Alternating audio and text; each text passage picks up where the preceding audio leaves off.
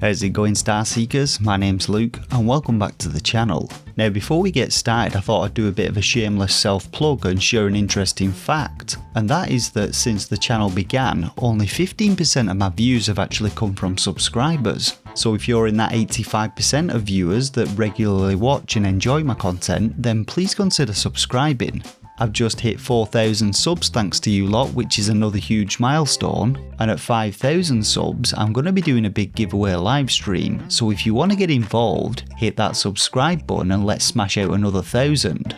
Now with all that said and out the way, today we're going to be taking a look at a game called Aerial Knight's Never Yield, created by Neil Jones aka Aerial Knight. The game looks like a rather stylish endless runner where you slide, jump and flip your way through hazard-filled levels, dodging missiles, drones and the pursuing military forces, all to the sound of some slick funky jazz beats.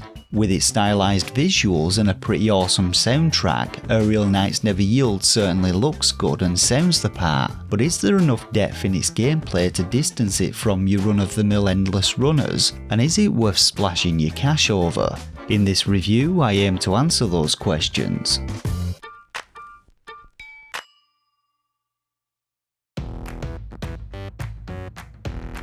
So Never Yield opens with a short cutscene which shows this glowy-eyed fella escaping from some kind of facility as it explodes around him. It then unexpectedly drops you straight into a short prologue level, and this teaches you the game's controls, which essentially consist of 4 buttons. You have a slide manoeuvre performed by holding the B button or down on the D-pad, a cheeky little flip manoeuvre performed by hitting the Y button or left on the D-pad, a run-of-the-mill jump by pressing the X button or up on the D-pad, and finally you can hold A or right on the D-pad to sprint, which significantly increases your run speed.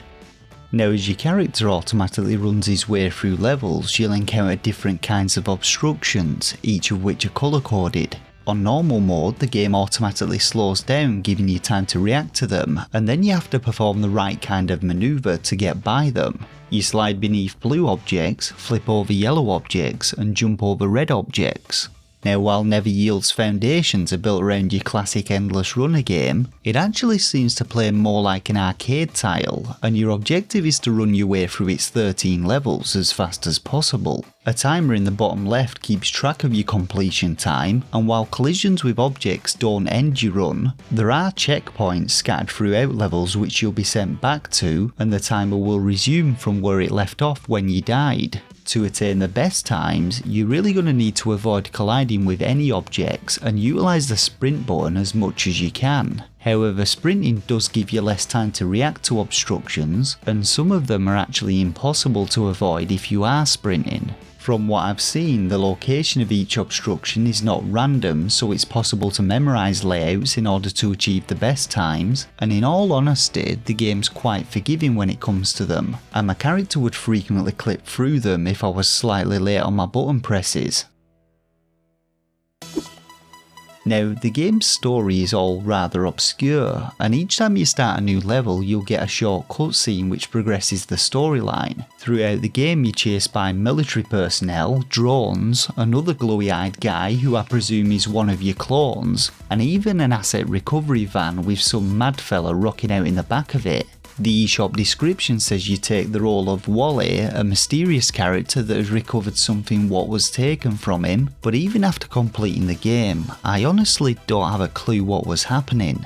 Now, levels themselves take place over a number of different environments, from rural wooded areas, warehouses and storage facilities, to office blocks, rooftops and highways, and each of them come with their own types of obstructions for you to avoid. Truth be told, for the most part, this variety has very little effect on gameplay. However, there are a few notable levels which do change things up a bit, like this one level where you're running up the side of a building causing the camera to pan upwards instead of sideways, and another level where you switch between two characters which also changes your direction of travel. There's also a secret bonus level which can be activated by collecting a gold coin placed somewhere within levels, and a random boss fight which didn't play much different to the standard levels and did just feel a little out of place since there are no other boss battles in the game. Now, so far as gameplay goes, there's really not much else to talk about. I'm personally not a fan of endless runners, but to me Never Yield didn't really feel like one, and I think this was in part due to its music. Each of the game's levels has its own funky music track to run along to, which are kind of a strange mixture of jazz, funk, R&B and hip hop, and it seemed to me like objects were placed in time to the beat of the tracks, so at times it kind of felt like I was playing a rhythm game. Overall, I found my gameplay experience with Never Yield to be a pretty enjoyable one, though I did think that a couple of levels went on a bit too long, and at times my view of objects were obstructed by explosions, which did lead to a few unwarranted deaths. There are also some minor issues with the game's frame rate, which are mostly noticeable on expert mode, and occasionally my button inputs wouldn't register, which usually occurred when I was sprinting.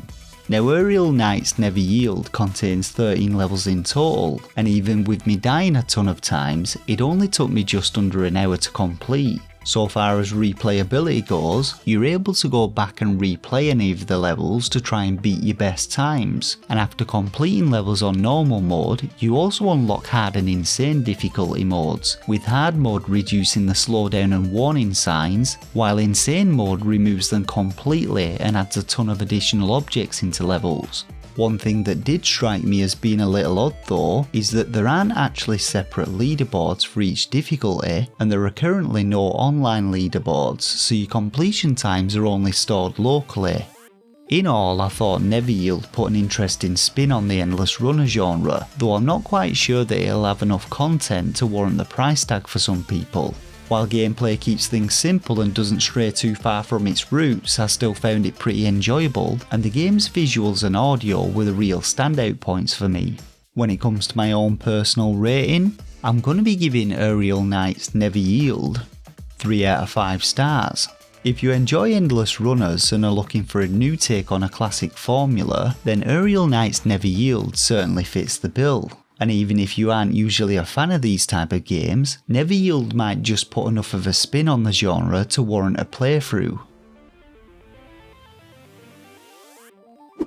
And that's about it for this review of Aerial Knight's Never Yield on the Nintendo Switch. Make sure to hit that like button if it helped you out, let me know your thoughts and opinions on the game in the comments section below, and if you enjoy this kind of content then don't forget to subscribe to the channel as I upload new Switch game reviews every few days. For now though, I just want to thank you all once again for watching, and until next time, take care of yourselves and game on.